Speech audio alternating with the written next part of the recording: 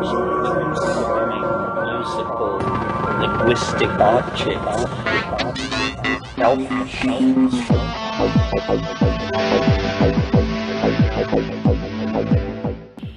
Greetings from Cyberdelic Space. This is Lorenzo, and I'm your host here in the Psychedelic Salon. And here we are on the 3rd of June, 2009, which happens to be a significant day for me, and I'll tell you about that in just a minute. But first I want to thank Homean K, and I hope I'm pronouncing your name at least halfway right, Homean.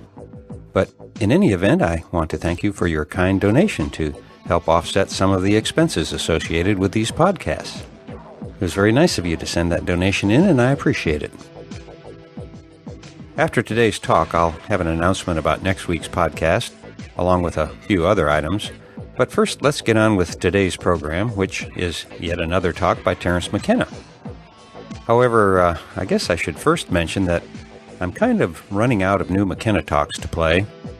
And as you will soon hear, some of the topics that Terence touches on in today's podcast have been touched on by him in one or more of the 70 or so of his talks that I've already podcast. Now, this particular lecture is one that can be found on the net under a variety of titles, the main one being Vision Plants. I think I got over 100 hits when I searched for MP3s of Terence with that title. However, in a move that I'm sure will infuriate scholars for years to come, I'm going to once again rename one of his talks. So I've titled today's podcast, Shamanism and the Archaic Revival. But I'm sure that you'll be able to come up with an even better title if you think about it. Now, after we hear this talk, I'll be back with a few more comments and several emails from fellow saloners. But first, here is Terence McKenna talking sometime back, 15 or 20 years or so ago, about shamanism and the archaic revival that is now well underway.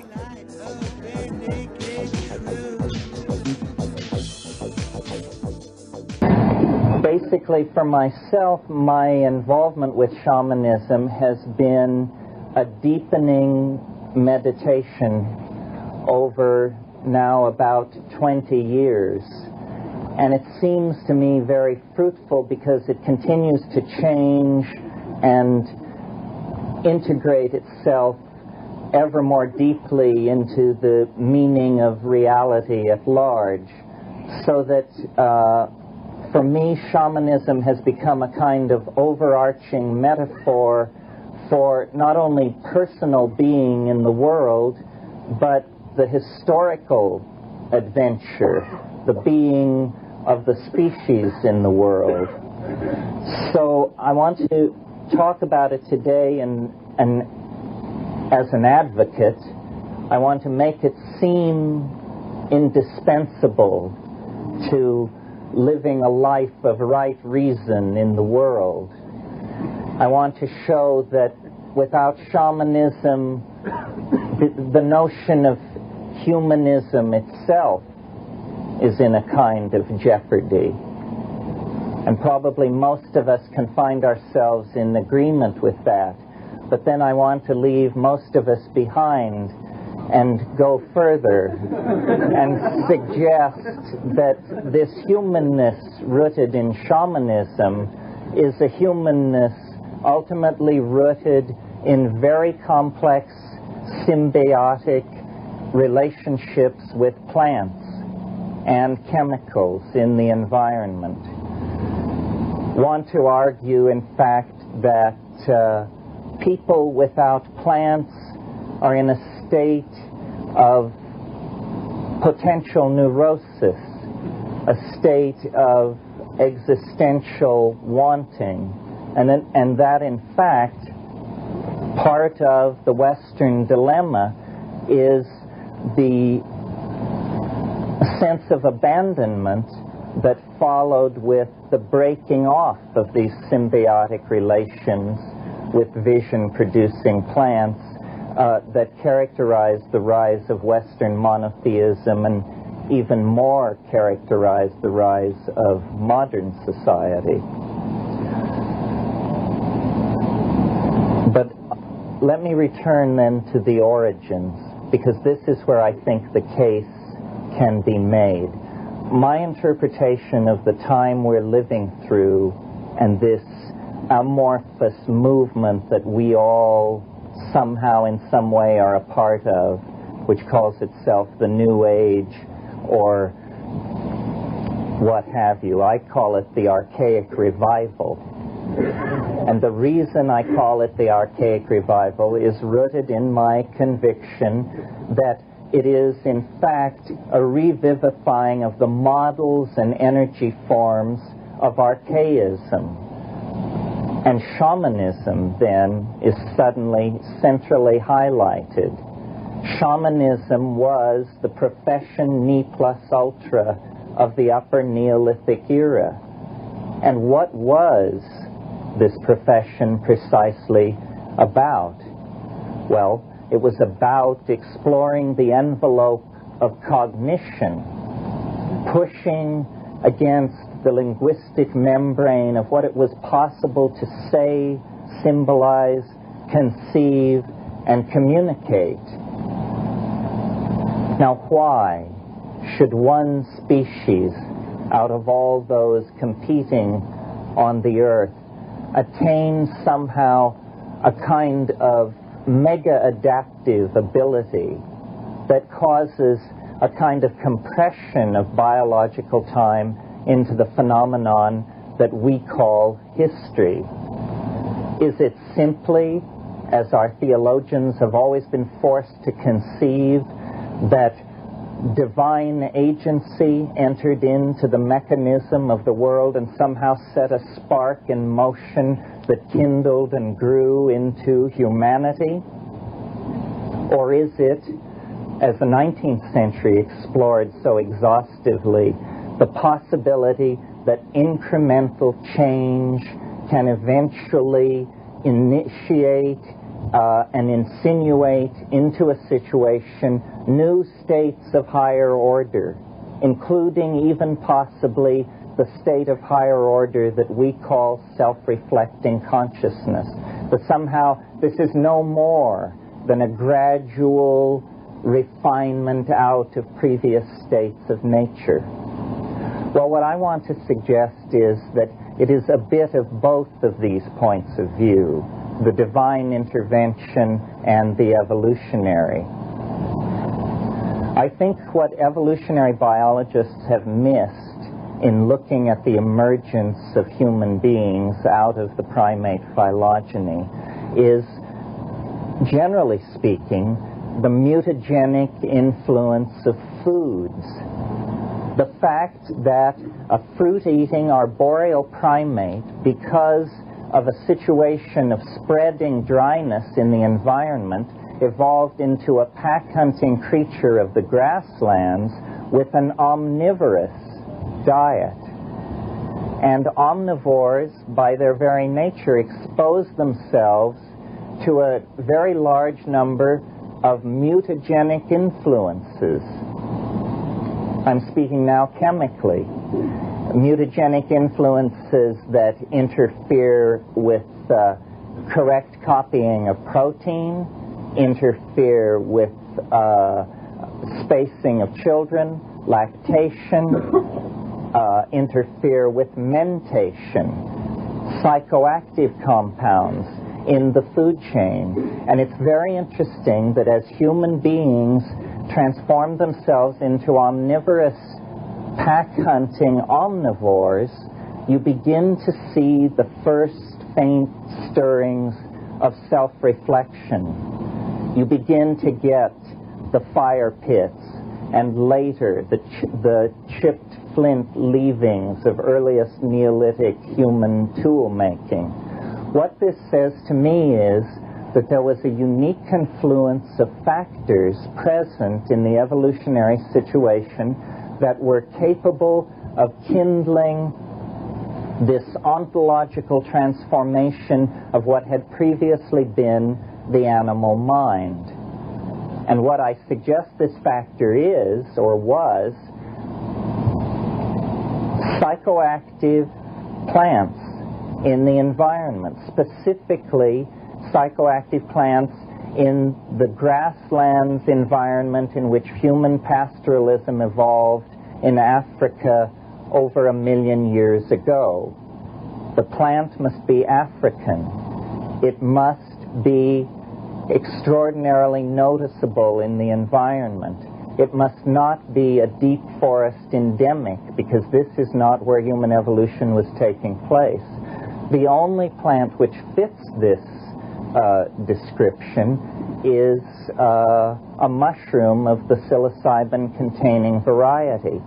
And it's very easy to see, I think, that the presence then of psychoactive compounds of this sort in the early human diet set the stage for a number of structural and psychological changes. This means that those animals not including the psychoactive substance in their diet will be mitigated against and fade from the scene. And by this process, a steady bootstrapping process, self-reflection was born in our species. How do we get from visual acuity to self-reflection? Low doses of psilocybin give increased visual acuity. Medium-range doses of psilocybin give an increased interest in erotic activity. You should laugh. There may not be too many laughs with this one. Slightly higher doses of psilocybin give an experience of the numinosum, an actual contact with a mystery in the human psyche, which is no less mysterious to us today than it was to our ancestors when the last glaciation was retreating against Canada. I mean, don't kid yourself. In the face of this, the content of this symbiotic relationship, modernism, rationalism, positivism, all is exposed as just whistling past the graveyard, because the numinous depth of the mystery that seems to have called us out of the animal mind is completely impenetrable to modern analysis. That's why even discussing its presence is mitigated against so intensely. Well, I don't want to spend too much time on this early facet of the emergence thing. I want to move ahead and show that as pastoralism developed, as the domestic relationship between cattle, human beings, and mushrooms settled down into a self-reinforcing cycle of consciousness, language arose, religion arose of the goddess-oriented variety, and the connection of the cow to the goddess is there at the dawn time. There is no question about it. Language seems to have been the particular prerogative of women in the early emergent phases. This is possibly because men were involved in hunting activities where great premium is placed on silent stealthiness, while women were engaged as gatherers in the hunting-gathering phase. Women were engaged in gathering plants. And as all botanists can tell you, gathering plants involves an extensive taxonomic language, so that the difference, the minute differences between cereal grains and insects and all of these things need to be linguistically defined and characterized. And to this day, a taxonomic description of a plant is a Joycean thrill to read, because, you know, subapically glabrous with lanceolate trifolium, and so on for many, many lines. But in a strange way that is a law repeated over and over again through history, each advance somehow outsmarts itself. And the wonderful linguistic depth which women attained as gatherers through the production of folk taxonomy eventually led them to a terrible discovery. The discovery of agriculture. because they learned that rather than maintain this vast library of shifting information about seasonal plants randomly distributed or distributed according to the whims of nature, they could in fact focus on a very small number of plants, learn how to grow these plants, learn their needs alone, and at that point the retreat was on and the dualism was fully in place, and there was that which was domesticated, that which was of the hearth, and that which was of the Ausland, the howling unknown, that which was beyond the pale. I think it was Weston LeBar, great old anthropologist, who felt, he said, hallucinogens can only be used in hunting and gathering cultures because when agriculturalists use them, it makes it impossible to get up at dawn and go hoe the fields. And so suddenly the gods become the corn gods and the wheat gods, gods of symbolizing domesticity and hard labor and that sort of thing. And at this moment of agriculture, which led to overproduction, which led to trade, which led to cities, and so forth, there is a beginning of the breaking away of this symbiotic relationship which had bound human beings to nature to this time. And I don't mean this metaphorically. I mean, I want to be taken seriously as proposing that the ennui of modernity is the consequences of a disrupted symbiotic relationship between ourselves and vegetable nature, and that only a restoration of this in some form is going to carry us into a full inheritance of our birthright as human beings. Now, what did this symbiotic relationship consist of?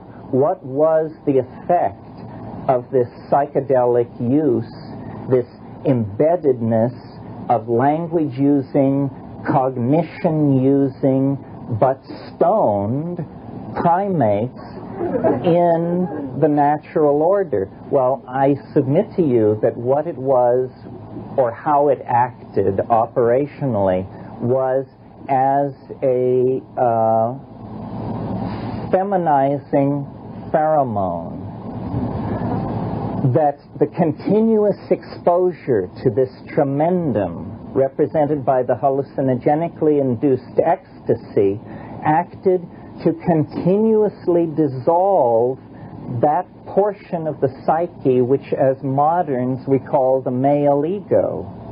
And I don't mean that it only worked on men. I mean that wherever in human personalities this certain catch began to form and build like a calcareous tumor in the personality, the psycholytic presence of the undeniable fact of the tremendum tended to dissolve this back into Tao, psychic health, however you wish to style it. And that the evolution of language then, setting up this movement off into specialization and a movement away from nature, set up the consequences of the ennui which permeates Western civilization. It is only in Western civilization that you get this steady focus on this monotheistic ideal and working out the implications of what is essentially a pathological personality pattern, the pattern of the omniscient, omnipresent, all-knowing, wrathful male deity. No one you would invite to your garden party. It's very interesting that this ideal is the only instance, the only hypostatization of deity that I know of that has no congress with woman. At any point in the theological myth, the God of Western civilization has nothing to do with women. and the presence of the Sophia and the presence of the Mater Dolorosa, and all of these things have only been tolerated as heresies in the Western tradition. And it is the Western tradition that has the most continuous break with this symbiotic relationship. In other words, we have wandered into a state of prolonged neurosis because of the absence of a direct pipeline to the unconscious. And we have then fallen victim to priestcraft of every conceivable sort. A similar situation, which may give us some objective perspective on our own, haunts the fate of those portions of Indo-European humanity that went east instead of west. In other words, the whole story of Indian civilization is the story of a masculine, static, hierarchically organized system coming into place in the wake of the loss of the secret of Soma, the loss of the portal to another kind of vegetable gnosis. Well, so provided then that I have made my case and convinced you that this is all gospel, what kind of options are there to someone who believes this? Well, what that means is a brief survey of the anthropological opportunities to explore hallucinogenesis presently afforded by societies living throughout the world. There are, of course, the psilocybin complex discovered by Gordon Wasson, the magic mushrooms of central Mexico, which may have played a role in the Mayan and Toltec civilizations, and the wider-ranging pantropical Stropharia cubensis, Psilocybe cubensis, which originated in Thailand but is distributed throughout the warm tropics. Interesting, all of these shamanically sanctioned hallucinogens are in the indole family, a very narrow family of compounds, with the exception, I almost blew it, with the exception of mescaline, which is in a different family, a kind of amphetamine. But all the others, including the Morning Glory complex with its LSD-like alkaloids, chenoclavine and ergonomine, the psilocybin complex, which involves, as I said, several pandemic species and many highly indemnicized species, especially in the Pacific Northwest, the Iboka cult of Gabon and Western Africa, which is sort of the exotic cousin of all of these things, but nevertheless structurally an indole, and then the short-acting tryptamines and the beta-carbolines. The short-acting tryptamines can be used separately. The beta-carbolines, though hallucinogenic in themselves, are usually used as monoamine oxidase inhibitors to enhance the effect of short-acting tryptamines. This is a highly evolved pharmacology and shamanic complex in South America. One of the peculiar puzzles of shamanic anthropology and ethnobotany is the clustering of hallucinogenic plants in South America. Why are the Old World tropics, the tropics of the Moluccas and Indonesia, not equally rich in hallucinogenic flora? No one can answer this question, but certainly Mesoamerica and the New World seems to be the great home of these things. You notice that I don't mention any synthetics in the list. This is because I would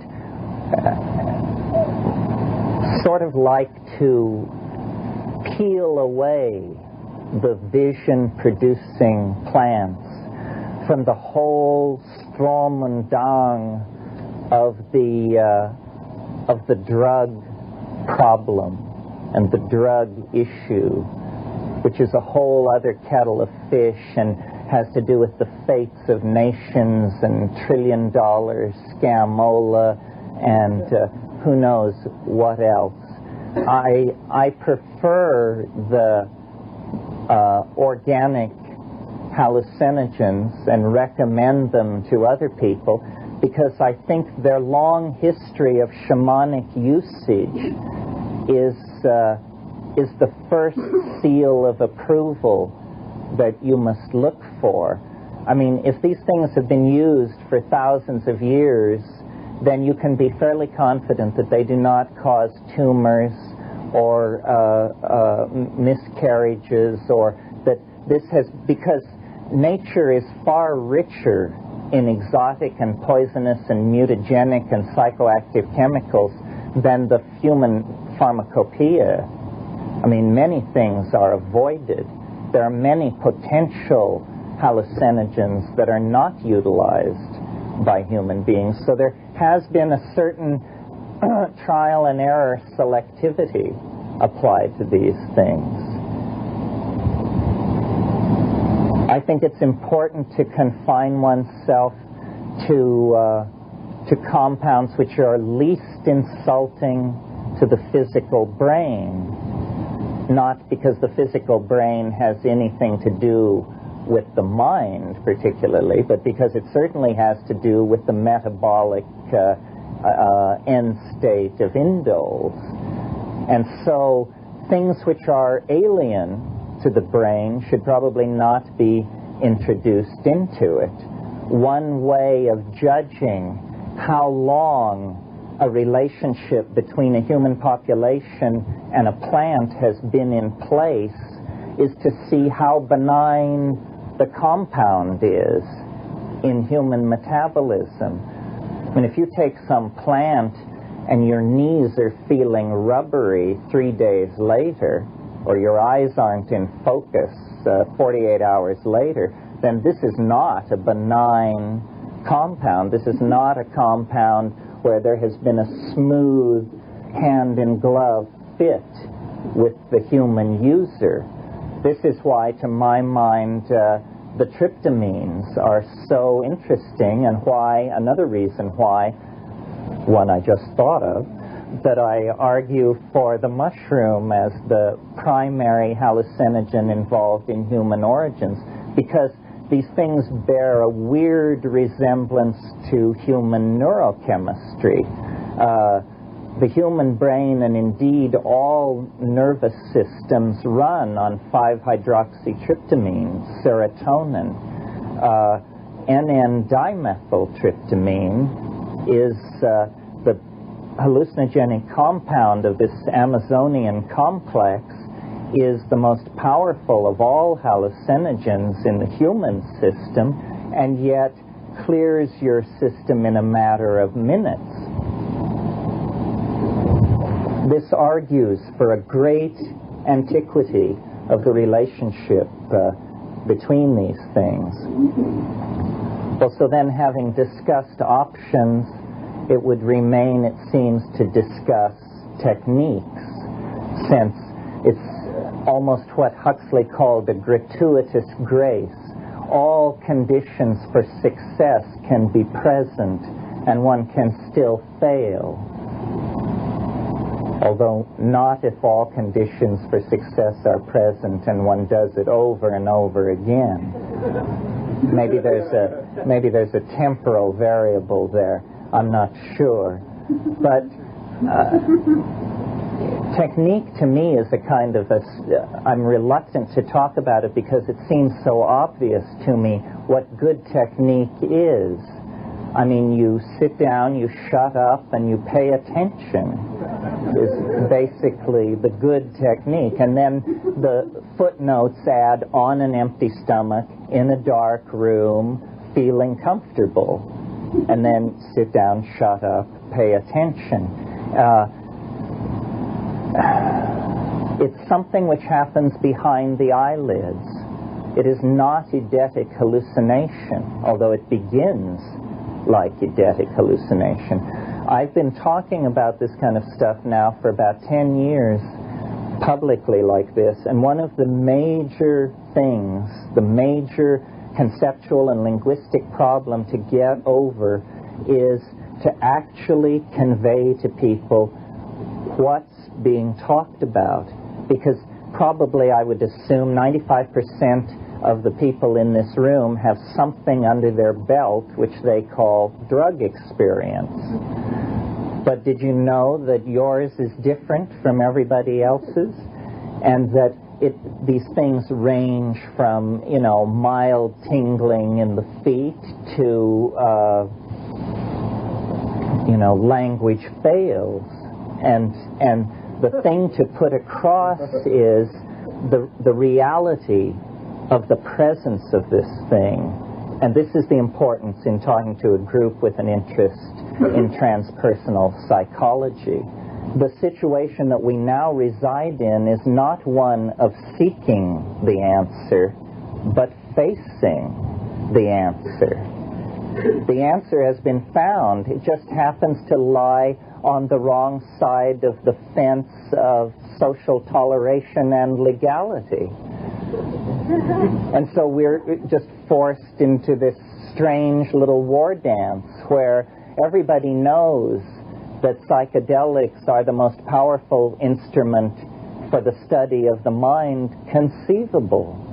And yet, a lot of people are still ratomorphically involved in the academic and university system, trying to ignore the fact that the tool has been placed in our hands.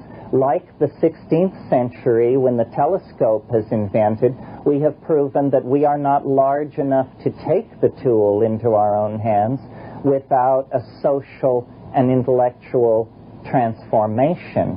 And I think it must begin in the field of psychology by acknowledging that if what we are involved in, if what this paradigm transform is the archaic revival, and that we really can create a caring, refeminized, eco-sensitive, global world by going back to these very, very old models, then it isn't going to be possible to do it on the strength of political exhortation and rap alone. It's going to have to rest on an experience that just shakes you to your roots, that is real and that is generalized and that can then be talked about and dissected. We need to acknowledge the depth of our dilemma and the real truth, I think, that we know about our options out. I mean, we're playing with half a deck as long as we tolerate that the cardinals of government and science should dictate where human curiosity can legitimately send its attention and where it cannot. I mean, it's a essentially preposterous situation. It is essentially a civil rights issue, because what we're talking about here is the repression of a religious sensibility. In fact, not a religious sensibility, the religious sensibility, not built on some con game spun out by eunuchs, but based on the symbiotic relationship that was in place for our species for 50,000 years before the advent of history, writing, priestcraft, and propaganda. So it's a clarion call to recover a birthright, however uncomfortable that may make us. A call to realize that life lived in the absence of the psychedelic experience that primordial shamanism is based on is life trivialized, life denied, life enslaved to the ego and its fear of dissolution in this mysterious mama matrix which is all around us and which apparently extends to infinity, and where our historical future actually lies. This is the other thing. It is now very clear that techniques of mind-human interfacing, pharmacology of the synthetic variety, all kinds of manipulative techniques, all kinds of data storage, imaging, and retrieval techniques, all of this is coalescing toward the potential of a truly demonic or angelic kind of self-imaging of our culture.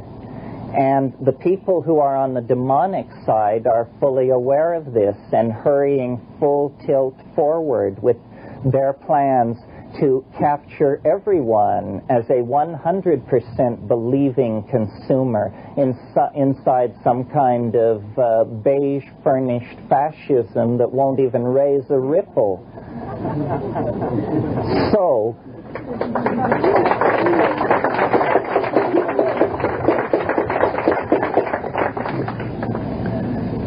the shamanic response in this situation, I think, is to push the art pedal through the floor. This is, again, one of the primary functions of shamanism, and the function that is tremendously synergized by the psychedelics. They are, in fact, if, as I spoke of them earlier, pheromones which dissolve the male ego, then they are also pheromones which synergize the human imagination, cause us to connect and reconnect the contents of the collective mind in ever more architectonic, implausible, and yet self-fulfilling ways. I really think that the only escape from the trap which post-industrial, male-dominated, politically manipulative, drug-running, urban technocracy has in store for us, the only escape is a forward escape, a kind of rushing past it and brushing it aside by virtue of an immense expansion of unpredictable creativity. But what shamanizing means in the ordinary folkloric level is healing. And the art function is somewhat in the shadow. But in the face of the need for a planetary healing, the art-making function of the shaman is going to stand front and center. Because what this art-making function is generating a new guiding image of ourselves. This is why it relates so fundamentally to psychology. We need a new paradigmatic image that can take us forward through the narrow neck of historical forces that we can feel impeding and resisting this more expansive, more at ease, more human, more caring dimension that is insisting on being born.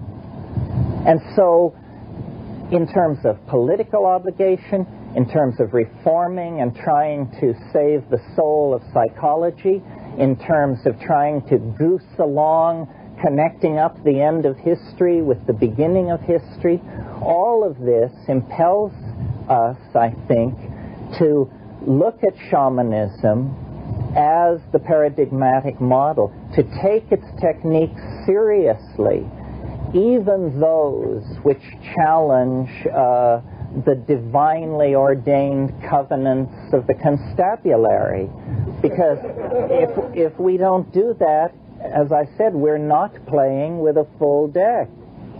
You know, years and years ago, before the term psychedelic was settled on, there was just a phenomenological description. These things were called consciousness-expanding drugs. Well, I think that's a very good term. Think about our dilemma on this planet. If the expansion of consciousness does not loom large in the human future, What kind of future is it going to be? Now, to my mind, the psychedelic position is most fundamentally threatening when fully logically thought out, because it is an anti-drug position. And make no mistake about it, the issue is drugged. How drugged shall you be? Or, to put it another way, consciousness. How conscious shall you be? Who shall be conscious? Who shall be unconscious? And imagine if the Japanese had won World War II, taken over America, and introduced an insidious drug which caused the average American to spend 6.5 hours a day consuming enemy propaganda. But this is what was done, not by the Japanese, by ourselves. This is television. 6.5 hours a day.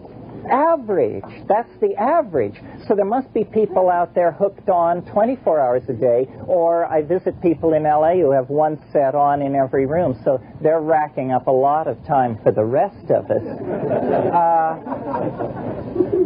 You see, what is needed is an operational awareness of what we mean by drug.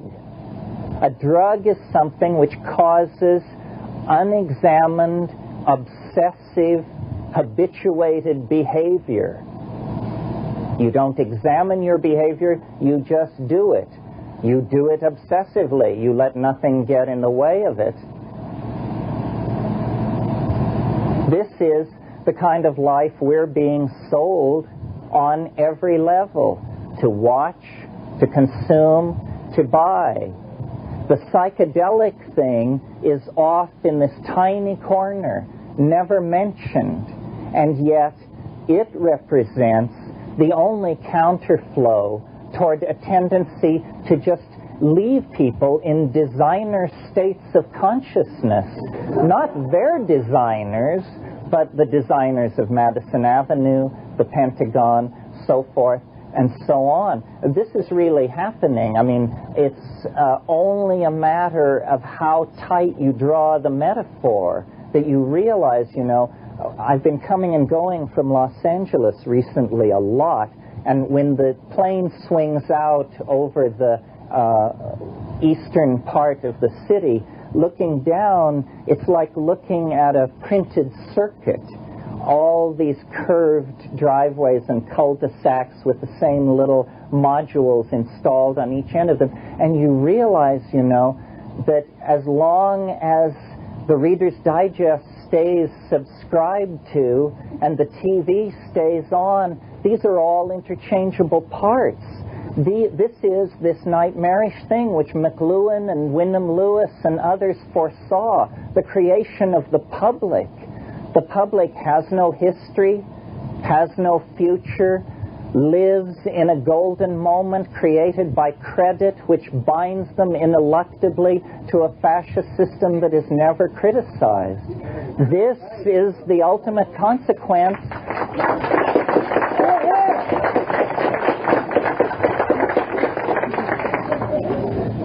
This is the ultimate consequence of having broken off this symbiotic relationship with the vegetable, feminine, maternal matrix of the planet.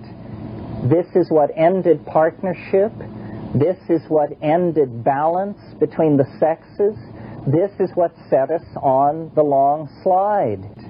We can now examine the options available and put in place archaic options which will restore this balance. And to the good credit of people like Dick Schultes and Gordon Wasson and Albert Hoffman, we have in this century taken into our hands the tools, the information, and the means to do this. But psychology, there had better not be a Nuremberg, because not enough people have stood up for this. people have contented themselves with ratomorphism for 25 years when they knew in their hearts that it was wrong. Feeling guilty out there?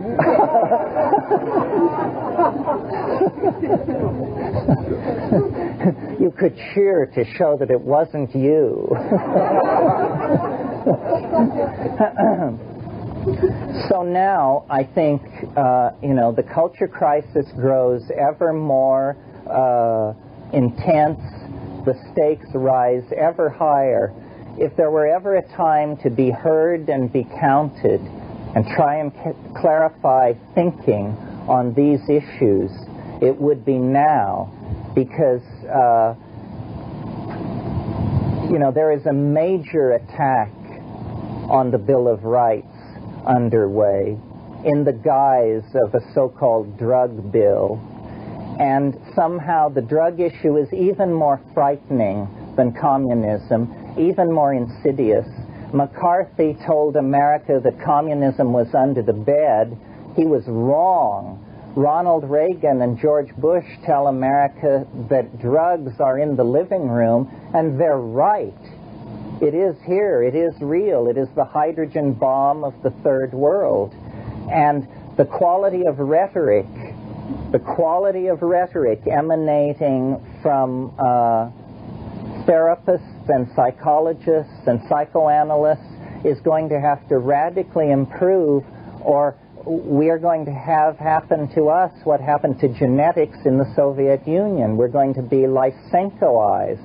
We're going to be made lily white, and all opportunity for exploring this dimension is going to be closed off, almost as a footnote to the suppression of these synthetic poisonous narcotics, which are mostly dealt by governments anyway. But the psychedelic issue, as I said, it's a civil rights issue. It's a civil liberties issue. The reason women couldn't be given the vote in the 19th century, there was a very simple, overpowering reason that was always given. It would destroy society. And that's the reason given. This was also the reason why the king could not give up a divine right, the right of consanguinity. Chaos would result. And this is why we're told drugs cannot be legalized, because society would disintegrate. This is just nonsense. Most societies have always operated in the light of various habits based on plants. The whole history of mankind could be written as a series of made and broken relationships with plants. Think about the influence of tobacco on mercantilism in 17th and 18th century Europe. Think about the influence of coffee on the modern office worker, or the way the British influenced opium policy in the Far East to rule China, or the way the CIA used heroin in the American ghettos in the 1960s to choke off black dissent and black dissatisfaction with the war. History is about these plant relationships. They can be raised into consciousness, integrated into social policy, and used to create a more caring, meaningful world, or they can be denied the way sexuality was denied until the force of the work of Freud and others just made it impossible to maintain the fiction any longer. This choice of how quickly we develop into a mature community able to address this issue is entirely with us, I think. And certainly people like Stan Grof and others have worked valiantly to keep this kind of thing alive. But my God, you can count them on the fingers of one hand. We're not just talking about passive agents of transformation and slideshows of alien worlds and stuff like that. The central mystery is that the thing is animate, that there is at the center of these experiences an organized intellect, an ally, a spirit, an other, and an I-thou relationship is possible. And this is just, now this leads us to the edge of simply wild hyperbole and out into the realm of the utterly improbable. We have no place in our worldview for something like this. I mean, is it an extraterrestrial? Is it Gaia? Is it, as some Jungians have said, merely autonomous fragments of the personality that have slipped from the reins of the ego's control and now return to haunt us as gnomes, kibiri, water spirits, and sylphs of the air? Well, I don't know, but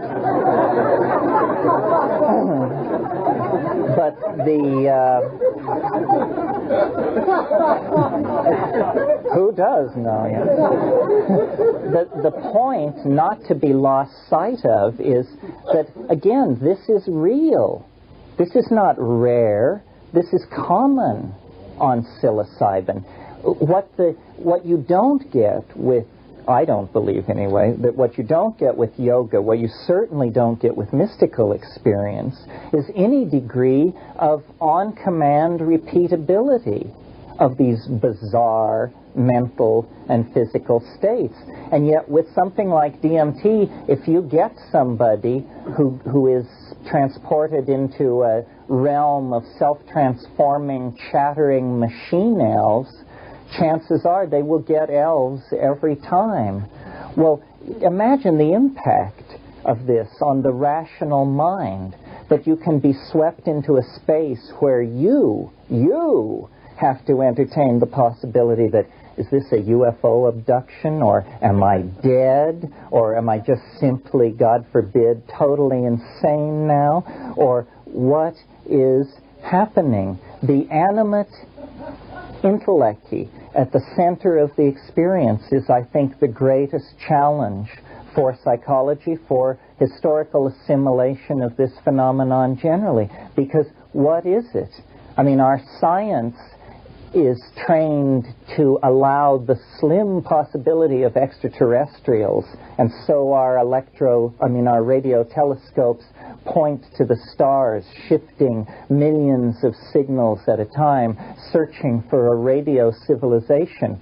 But what is it going to do to the forward thrust of historical continuity if right next door in the human mind there is an other, so other that it cannot be assimilated, and yet so accessible that it's only a matter of choice to stand in its awesome presence? I don't have the answer to this question. I think it's amazing that I'm able to articulate the question, because it is against 500 years of expectation and programming that we are finally able to wake up almost as from a fever and say, my God, nature is alive. It's talking to us. It's alive. No, this is not a metaphor. I am not a romantic. This is not an artistic or aesthetic stance. Nature is alive. Someone is on the line. And then, as far as who, I don't rush in to say. I mean, I'm very wary of anyone who claims to know who, because the problem seems to me one of great subtlety and depth. How can we know who is the other until we know who is the self? And perhaps one problem will cast significance on the other. That yes, if we can encounter it temporarily through these shamanic means, then must it not become the historical arrow of our becoming? Must we not then recognize that this numinosum must rise into history as a fact of realizing the eschaton?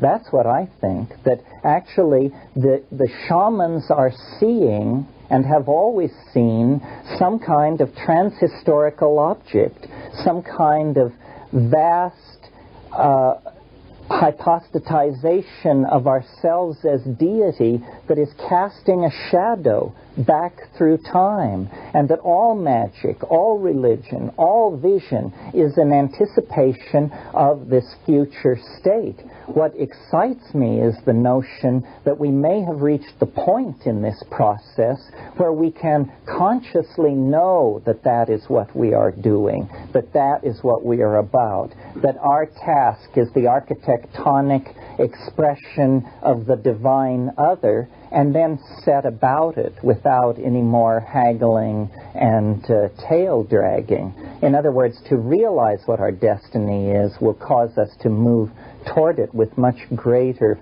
facility and smoothness. This is a real problem. I think it goes to the general state of the drug problem, which is it is one of utter ignorance and victimization. I mean, the government whines and yaps about education, but they're not doing any education. I mean, what do you mean by dope?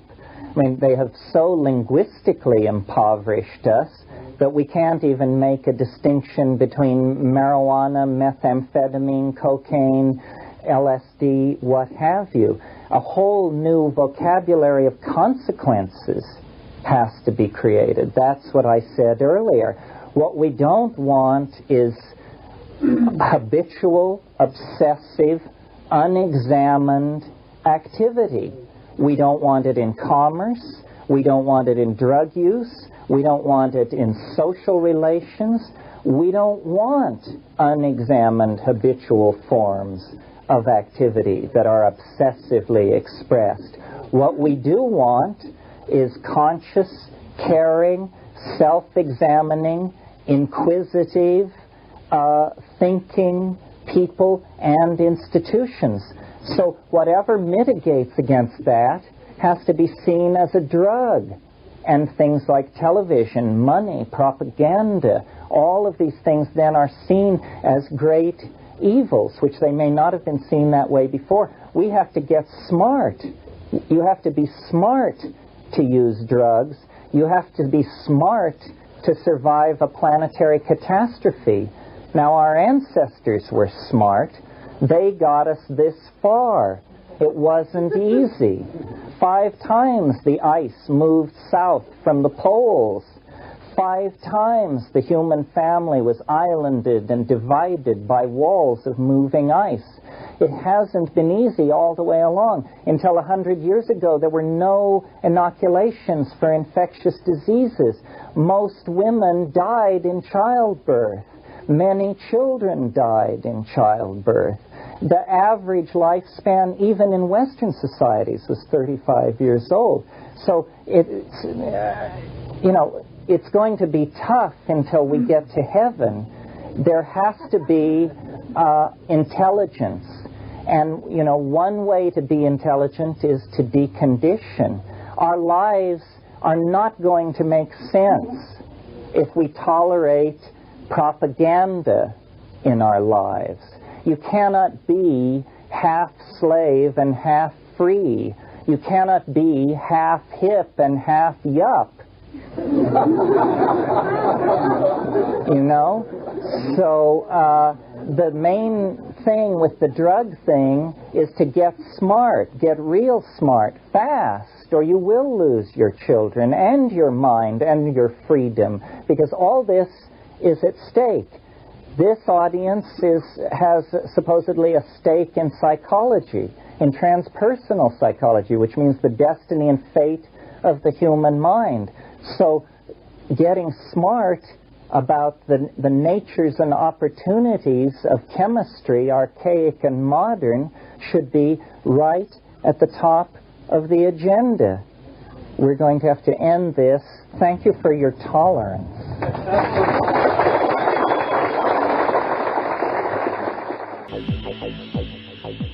You're listening to the Psychedelic Salon, where people are changing their lives one thought at a time. Did you catch that part just now where Terence said, one way to be intelligent is to be deconditioned to the propaganda we are all fed every day? As he said, you cannot live half slave and half free.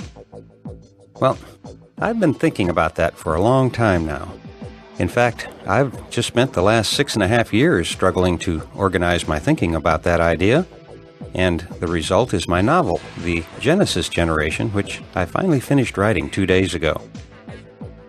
As I said at the beginning of this podcast, today holds special significance for me, and for 2 reasons. The first one is that as soon as I get this podcast posted online, I'll begin recording the last chapter of that book for release next week as an audiobook. And so next week's podcast will consist of me reading the first chapter of The Genesis Generation. And I'm telling you that as a warning to our fellow saloners who are less than impressed with my personal chatter on these podcasts.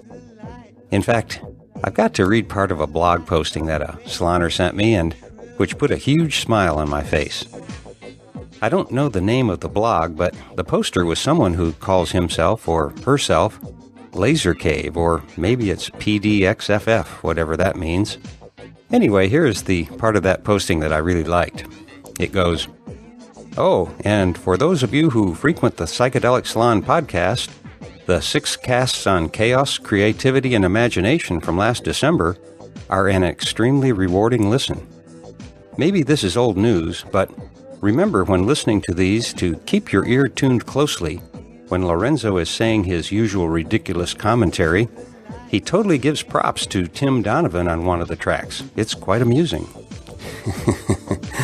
Well, besides the part about my usual ridiculous commentary, which is what you happen to be listening to right now, I might add, I wondered about the part about Tim Donovan, because not only do I not have any memory of saying that, I can't even recall who Tim Donovan is, which for me reinforces the idea that, I guess my commentary must really be ridiculous. But since I belong to the Brendan Behan School of Public Relations that states one shouldn't worry about what anybody says about you as long as they spell your name right, so thanks for the publicity. We'll take it any way we can get it. But next week's program will be all me, and so don't say you weren't warned. And I guess I shouldn't just leave you hanging about the theme of my novel.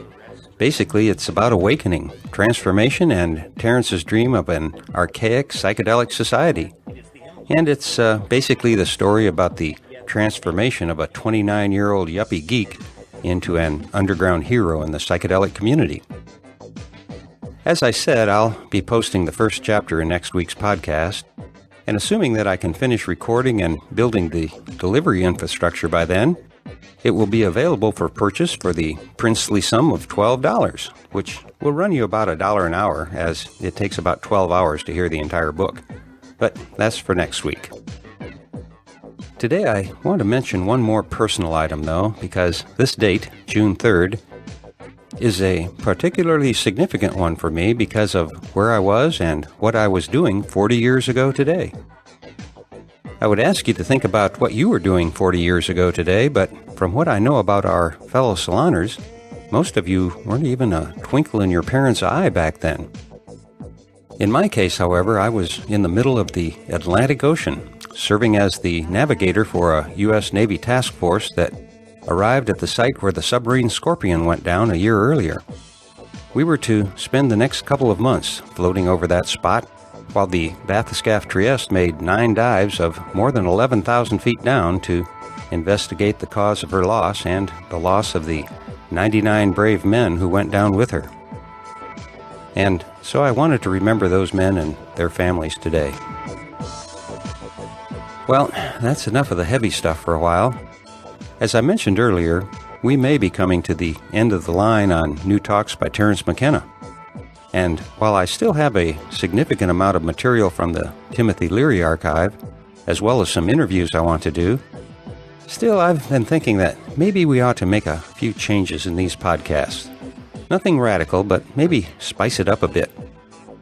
And so I'm thinking about adding a Skype record button to our Notes from the Psychedelic Salon website for you to leave audio comments, some of which maybe I could integrate into the podcasts. I'm still not clear on how to implement this because it most likely will involve finding some volunteers to listen to the comments and help the most relevant ones bubble to the top and find their way into a podcast. And I've got some other ideas about the salon and associated websites, becoming more of a social gathering place where we can find and talk with the others without any commercial interference by banner ads and stuff like that. Again, since I have no clear ideas on how to make this a reality, my guess is that you and some of our other fellow saloners will help us evolve our little community even a little further along. Now, one of the things that has prompted me to think in this direction is due to all of the great music that our fellow saloners have been sending. Hopefully, one day we'll have a podcast from the salon that consists only of music. As you know, I occasionally play a song at the end of a program, and in podcast number 120, I included several songs that were sent to me. And just this past week, I received a link from some music from Shah, who is a music producer and fellow saloner who joins us each week from his home in Israel. In it, he has used a few samples from the salon, and for what it's worth, I really enjoy listening to all of the interesting things that Shah and some of the others have done with samples from the salon. Hopefully, I'll remember to add a link to his music along with the program notes for this podcast, which, as you know, you can find at psychedelicsalon.org. And over the past few months, I've received dozens of pieces of music created by our fellow saloners, including a great CD from Clint Avery that took me back to some of my first encounters with our sacred medicines. And that was quite an interesting experience, I'm here to tell you. Also, Greg S. sent me an experimental meditation video that I plan to test drive on my next journey into entheospace. So, all in all, I am overloaded with wonderful new sights and sounds. And I wish I had time to mention everyone who has sent me something along these lines, but I do want to mention one more group whose music I've grown very fond of, and that is the group Tibet to Timbuktu. I first heard them on Queer Ninja's bi-weekly podcast over at the Cannabis Podcast Network at dopefiend.co.uk. In fact, the second time I heard them was on the Dope Fiends podcast itself, and then again on BB's Bungalow. And BB, or Black Beauty, by the way, is also the person whose silky voice you just heard in the break between the lecture and this commentary. And if you haven't spent any time in BB's Bungalow yet, well, you simply don't know what you're missing. Anyway, if, like me, you are already a regular listener to the programs on the Dope Fiends Network, you've already heard several cuts from the Tibet to Timbuktu CD. But that isn't going to keep me from playing one too, and I'll do that at the end of today's podcast, thanks to their permission for letting me do so. Now, let's see. There are a couple more things I want to pass along, and then I'll be out of here for today. Oh yeah, Burning Man. First of all, here is a little story that doesn't actually have a reason for me to tell it here, other than the fact that I think it points out why things like Burning Man, the salon, and other ways that we are going about finding each other that are popping up all over the place. Here is what fellow saloner Barbara S. wrote. Hi, Lorenzo. I just got back from one of the East Coast regional burns, Playa del Fuego, and was thinking of you. I met some of the others. There was a small camp of wonderful people that played some of your podcasts over the weekend. I stopped by to chat for a while with them, and now I have some new friends, and a little piece of them came home with me from the playa in the form of 6 baby heirloom tomato plants that they gifted me when I mentioned making some homemade sauce. Thank you for helping to bring more of us together. Well, thanks for the kind words, Barbara, but it wasn't me who brought you together. It was those wonderful people who were playing the podcast in the first place. Not to mention all of the people who were involved in putting on the Afterburn event. So thanks to all of you. But your story does remind me that I should let you know that our Burning Man plans are in a state of flux right now. Unless there is another change, I'm afraid that the Angel Oasis where I was going to camp isn't going to appear after all this year. I'm sure things will work out because they always do, but until I get my audiobook online, I'm just not going to be able to even think about Burning Man for a while. But I'll have more news for you about this year's burn sometime later this month. Another email comes from Jimmy M., and I'll read a few portions of that for you right now. Jimmy says, First, I want to tell you how much I appreciate your podcasts. I can't stop listening to them, and every time I re-listen to one, I find new things. they almost seem variable in the contents. Well, you're not alone there, Jimmy. I've heard some of Terrence's talks a dozen times already, and I still seem to hear something new each time I listen to one of them.